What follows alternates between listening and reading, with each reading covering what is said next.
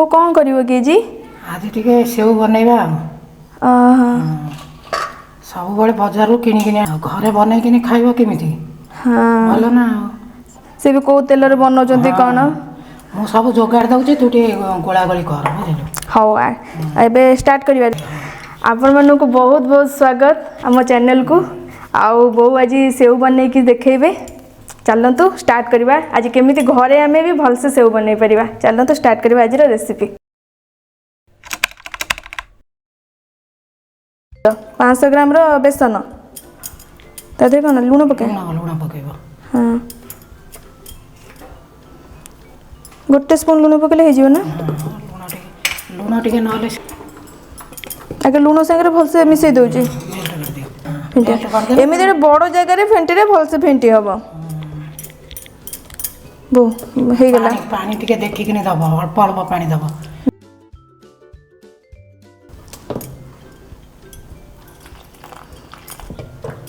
बेसी पतला हे गेला असुविधा किंतु टिके टिके पानी दला अल्प अल्प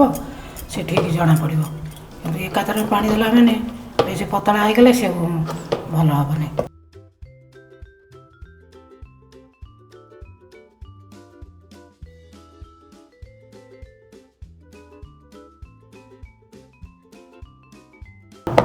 এটা কোন যেতে ভলসে ফেন্টিয়া সেতে ভালো হবো সেটা যেতে ভালো আর ফেন্টি পারিব সেতে ভালো হবো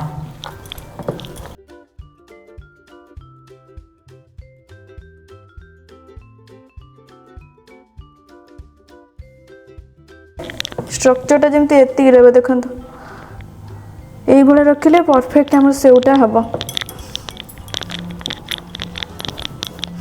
যেমন ফেন্টা কেতে ভালো সে হেজি चलते एबे को फ्राए करवा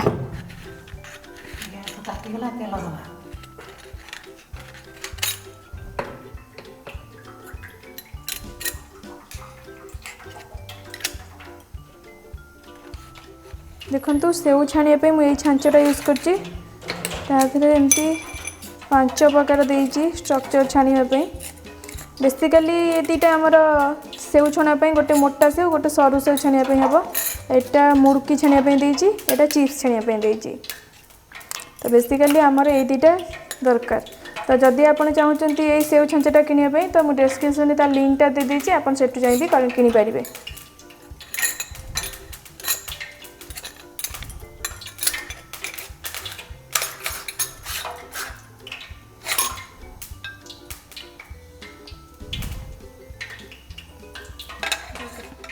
तेल तातिलानी देखनी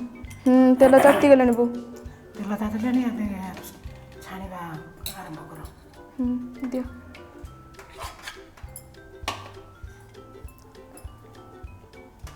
पानी हाथ हे गनी आगे पके आमे पड़िबो हले नागी जीवो हां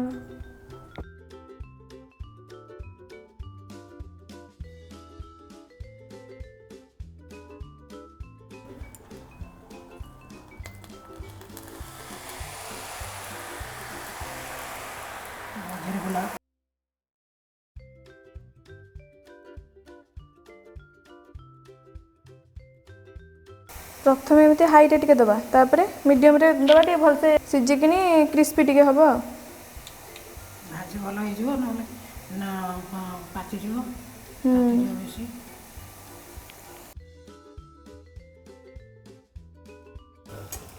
ताको एमती दी पट ताको भल से क्रिस्पी कर दबा लाल पड़िले ताको टे छाणी दबा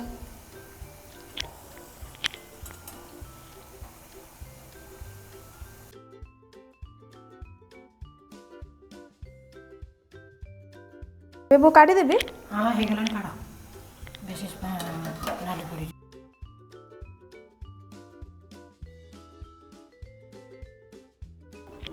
देखो तो एमती गोटे एमती साइड रो स्टार्ट करिवे एमती हाथ रे घास पड़िबनी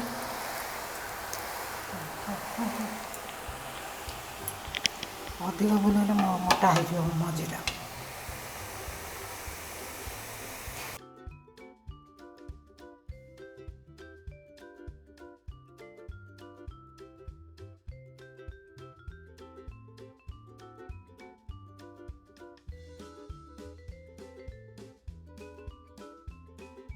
ଏଇଟା ତ ସାଧା ଫ୍ଲେଭର ହେଲା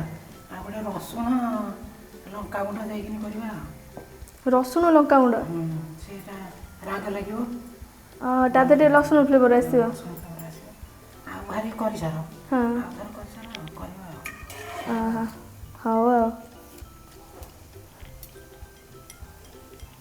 ସେଇଟା ବୋଧେ ମସଲା ଆସିବ ଟିକେ ଲାଗିବ ଆଉ। ମସଲା ଆସିବ ଟିକେ ଲାଗିବ ହେଲାଣି ଏବେ ତୁମେ କାଢ଼ ହଁ ମୁଁ କାଢ଼ି ଦେଉଛି।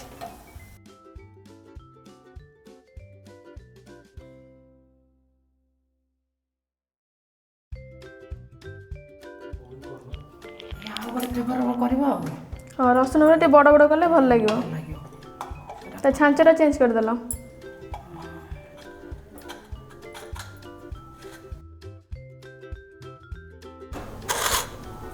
ଗୋଟେ ଚାମଚ ଲଙ୍କାଗୁଣ୍ଡ ନେଇଛି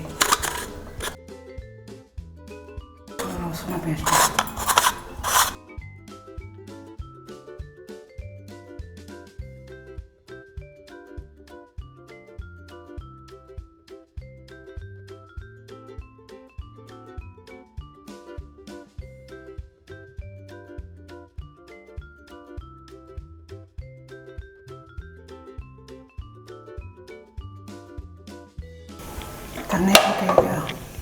ଆମେ ସେମିତି ସେମ୍ ପ୍ରୋସେସ୍ରେ ଯେମିତି ସରୁ ସେଉ ଇଏ ଟିକେ ମୋଟା ମୋଟା ସେଉ ହେବ ତାକୁ ବି ପକାଇବା।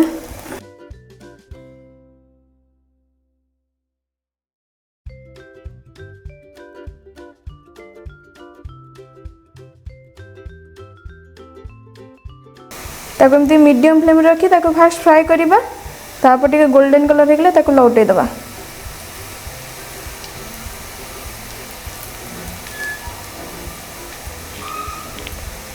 ସେଉ ସେଇ ଯେଉଁ ବ୍ୟାଟରରେ ଆମେ ପକେଇକି ଗୋଳେଇଦେବା। ହଁ ସେଇ ଏକା କିନ୍ତୁ ତା ଦେହରେ ଲଙ୍କାଗୁଣ୍ଡ ପଡ଼ିଲା ରସୁଣ ଛେଚା ପଡ଼ିଲା ତାର ବାସ୍ନାଟା ଟିକେ ଭଲ ଦେବ ଆଉ ହଁ ଏଇଟା ଗାଣ୍ଠିଆଟା ଆଉ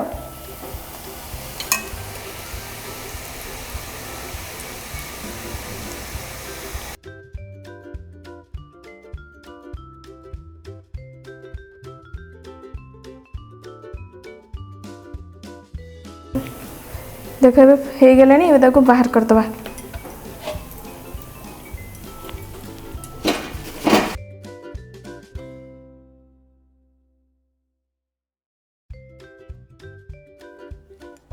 ଦେଖନ୍ତୁ କେତେ କ୍ରିସ୍ପି ହେଇଛି।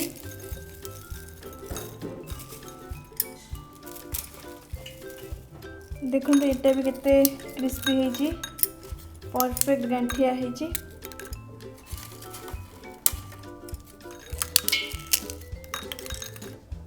देखंतु आज आमर दुई प्रकार सेव हो जाइए गोटे हूँ सरू सेव जोटा आमर चाट आउ पकई पार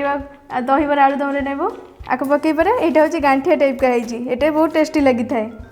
आदि आज आम सासू बोंकर रेसिपीटी भल लगी थाए तो लाइक करेंगे और शेयर करेंगे। घर बन खाई पारे। हाँ।